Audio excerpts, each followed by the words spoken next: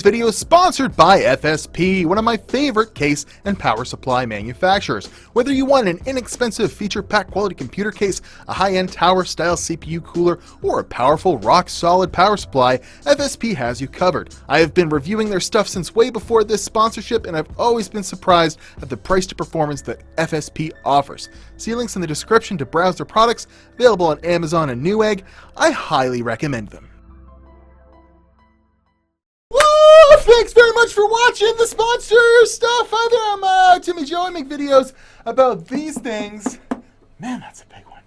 Computers on the internet. It's a Dell. It's an XPS. That's right, we're looking at another Dell. But this isn't your grandma's Dell. No, this is a beast of a gaming PC. Near around 2006, 2007, cutting edge. Was available in a configuration that exceeded $4,000. I don't know how much this one costs, but I got a lot of paperwork, as you can see here, along with this one, which is pretty interesting. There are some caveats to that, however. We'll talk about the exact system specs right here, but this is the video card it came with. Like, talk about underkill. Is that a word? Underkill? Radeon HD 4350, basically a DDR2 basic display out. Because the guy I bought this from apparently got it from his brother. He was just using it for basic internet browsing. He had no idea what was even going on. Picked it up for $80 in its original configuration with all the paperwork and everything. Less the original video card. Adding this, it has a PhysX, a dedicated PhysX card in it. And actually, I got the whole details of specs right here. As you see, I have all kinds of documentation of what it came with. This is an extremely cool PC. Probably, this one was probably around $3,000 at the time. So it's an XPS 700, okay? It's got a bunch of stuff, but this one's actually packed with 4 gigabytes of DDR2 667, which I know isn't much to, and I'm sorry if you hear banging. My landlord's on the roof, fixing the roof, and I'm not waiting for him, because he might be dazed. So we just got to get these videos done, so shut up about the audio quality. Also, this thing, very loud. You can hear it, can't you? We'll turn it off in a second, but it has a 1 gigabyte GeForce 7950 GX2, which would have looked something. I don't have any of the 7000 series graphics cards except for this one, which would have been the bottom of the barrel at the time, the 7600 GT. But what that crazy video card would have looked like was actually a dual GPU solution that was double wide, because there was basically 2 of these sandwiched together with a little card that connected them.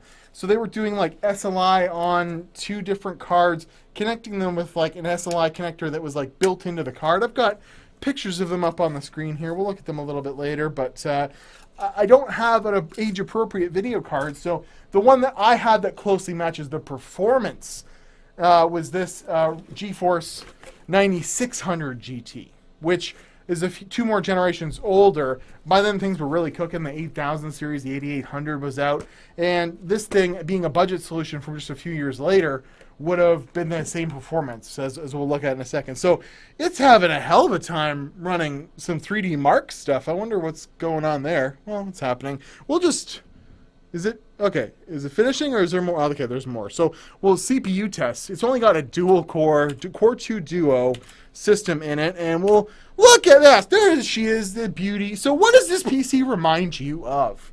Because I'm not a Star Wars guy, and yeah, I'm thinking Kanye glasses, or already been compared to Kanye glasses, the Knights of Ren from The Last Jedi, or from folklore. I don't know how far back it goes, but I'm not a Star Wars guy. I'm a Star Trek guy. Beam me up, Intermax. Anyways, so yeah, it kind of looks like this guy's computer. I just thought that was funny. So, moving on, we see here a CNET review of this bastard, and Core 2 Duo processors. Some of them came with dual 7900 XTs, but this one came with the dual onboard graphics, and it was in a certain configuration. This was actually the fastest consumer computer in the world at one point. But if we look down here, totaling crazy amounts, 4505 configuration that Dell sent them, so that would have been the dual card computer. But with a single graphics card, this was around $3,000. Adjust that for inflation, That's got to be around $4,000 or $5,000 these days. That's ridiculous. So they go on to say this is just like a beast of a PC, and of course it would have been, but things were expanding ever rapidly at the time. And with this only having a Core 2 Duo E6700 at 2.66 gigahertz, it's like nothing by today's standards, So, but whatever, we could upgrade it, but so that's what the 7950 GX2 looks like. If anyone has one of those, it's kind of like a double wide one of these that works, please email me. I'd love to, if you could donate to this system, that would be very cool to get this back in its original configuration. It has a G physics card installed. It had this like weird TV in and out, actually like it even had S-Video in and out card in it. But as I was playing around with it, I knocked one of the capacitors off of it, so it was obviously on its last leg, so I just took it out of the system. But this is a super crazy awesome computer. It's in pretty decent shape. It's missing the little X here on one side. On the other side, it's there. It's got dual CD-ROMs. I hope that doesn't screw up the tests I'm running. But fun CD-ROMs, right? And then you could put floppies in here, I think. But there's a light up here, a white light, and in the back on the I/O panel. Cool stuff. This is not something I'd want to have as a gaming PC these days. It weighs 57 pounds. By not the biggest computer we've seen on the channel. I mean that HP Blackbird Omen, with Omen DNA in it. That was like 80-some pounds. But this is getting up there near the poundage of that thing. So if you want to look in just to make sure, the 9600, if you compare it on, this website, I'm never really not sure what Game Debate, if it's really that accurate. But if you compare the 9600 I put in it, which would be a much more efficient card, it's getting roughly the same performance as the 7950 GX2, but probably way more stable because it's not a dual GPU solution, in a time where that would have been a hard thing to to deal with, to remedy with. So. And then I looked on this forum for 3D Guru, and just in trying to find the right graphics card that would work for this era. What system do you have? The old 7950 GX2 is slower than my 96 GT, so this is actually just a little bit faster, and it has about the same RAM. Even though it says it has a gig of RAM, it would be split, 50-50 for each GPU. So I'm sure it's pretty much on par. So we're going to see some performance data in a second. That should really, So. Let's go ahead and look at some benchmarks. I played a lot of games, 5 of them, era-appropriate games, just to see, at the time, how big of a gaming beast this really could have been. And I mostly stuck to 720p, but we'll go ahead and have a look at some of the games I played. When we come back, we'll do a little final summation on this Dell bad boy that's roasting my arm from its 800-watt power supply.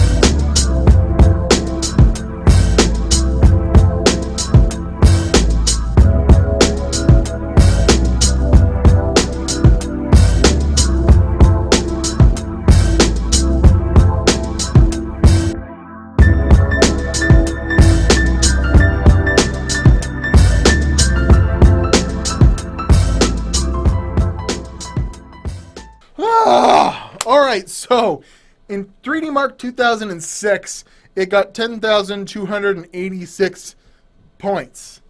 I'll leave that up to you to know if that's good. I'm pretty sure it's good. I'm actually pretty sure that I had nowhere near a computer like this back in 2007 when this thing was delivered. This would have been a dreamboat of a PC. I definitely didn't play BioShock Infinite at the settings, you know, that I had on this thing running. Or, you know, that's a little bit later of a game. But, you know, this thing, you know, all the Valve stuff, Portal 2 even, it was just blowing that away, no problem. You know, it's pretty cool retro gaming look back. But would you want to have this as your retro PC in today's day and age? I don't think so. It's so loud. Well, I'll show you how loud it is. I'll grab the mouse and I'll just turn it off and we'll see. Because I'm sure you're just loving that ambient noise from the power supply and whatever and what have you. So someone must have repasted this thing at some point because it had the most disgusting white thermal paste on the pretty cool heatsink that's inside this. You open up by like a little lever on the side and the panel pops out as I'm showing you. You know, as you saw at the beginning of the video when I did the little, you know, when I got it and cleaned it up. Look, the panels are aluminum, but they're also like clear coated. And I believe, all of this is aluminum. So it's actually hard to clean them up and there's lots of scratches in them. It's not like a bare metal. There's some sort of clear coat over them that's pretty easily scuffed up over the years. So it's not looking as good as it once did. Maybe you could polish it with some like automotive polish or something like that. And then there's a lot of dust that gets in all those grooves in the front. It actually pulls air in from the back and expels it out the front, which is an interesting idea. But then the power supply blows hot air out the back. So it's actually gonna, I don't know, I guess the power supply's hot air would go up because hot air goes up. But it's a loud, hot power supply. But there's really only two big fans in this thing, aside from like the graphics card fan and what have you. So, yeah, I don't know what else to say. I just think it's such a cool thing. So it'll be kicking around. If you want to see another video on this, if you have any suggestions on some stuff I could do with it, I could probably just like put a if it would support it, because it's a weird, you know, motherboard specific. I forget what it's called. It's like BATX or something weird, and it's like it's inverted. Which is weird. Like, it should be like the other way, and yeah, if you put it, yeah, it's like the motherboard's inverted so that the I/O is up here, like on a normal computer, but it should be on the other side. And you know, so I wonder if with a BIOS update you could put a quad core in this thing. Like, I'm sure that the VRM and whatnot would support it. Like, you know, I know there are extreme editions that came with this, but this is not one of them. And it has 4 gigs of RAM, which would have been a hell of a lot for the time. It's got 4 1 gigabyte DIMMs, pretty low speed on them. But, you know, maybe we could put some, you know, 8 gigs of RAM in this. I have it upgraded to Windows 7 just to make it easy use. When this would have normally came, there's an XP sticker up here for the key. Yeah, it's a pretty cool PC. Pretty cool bit of history. I've actually seen F2F Tech do like a whole upgrade on this thing where he put like a whole different, you know, regular PC inside it and required quite a bit of rigmarole to get it working. So, you know, if you want to check that out, I'll link that at the end of the video. But I'm at Watch Timmy Joe, Instagram and Twitter. I would really appreciate it if you went and check me out on Patreon, you bastards. Go give me $1 a month, maybe. Sorry, it's not nice to call you bastards and then ask for money, is it? Or I do have merch. I'm not wearing any today, but there's the Quit Staring at My GPU shirt. There's the This is the Internet, a series of tubes shirt. There's the I Watch Timmy Joe, or I watch videos about computers on the internet, Timmy Joe shirt. You know, you can check them out on Redbubble. It's been mild success. There's been, you know, about 20 people buy them so far. So if we can keep that up, that would help me out with the channel. And then, of course, there's my Amazon affiliate links and what have you and whatnot, and our sponsor, FSP. But I want to thank you guys very much for coming along with me on the ride with this. I think it was a pretty cool PC, and I look forward to maybe pimping it out, putting like a proper graphics card in it. But one of the problems is there's only there's 4 of them, but they're all 6-pin connectors. So 8-pin connectors are out of the question unless I get some adapters or something like that. But it's got a very powerful power supply. I'm sure it'll take all that. It's just a matter of getting everything working. And it would be cool to put a quad core in this, you know, like a Q9700 or whatever, and get I don't know if that is that a CPU. One of the last gens, maybe an Extreme Edition. I think I got one of those kicking around here. Upgrade it with 8 gigs of RAM and really see what you can do with a proper video card. But I'll see you guys in another video. Thank you very much. Maybe I'll put. I was thinking of putting this in it, but it has an 8-pin, and I didn't know what to do there. Oh, see, he's hammering on the roof. that's my cue to go. I'll see you guys later. Maybe I'll put this in here. Stay tuned for another video. Thank you very much.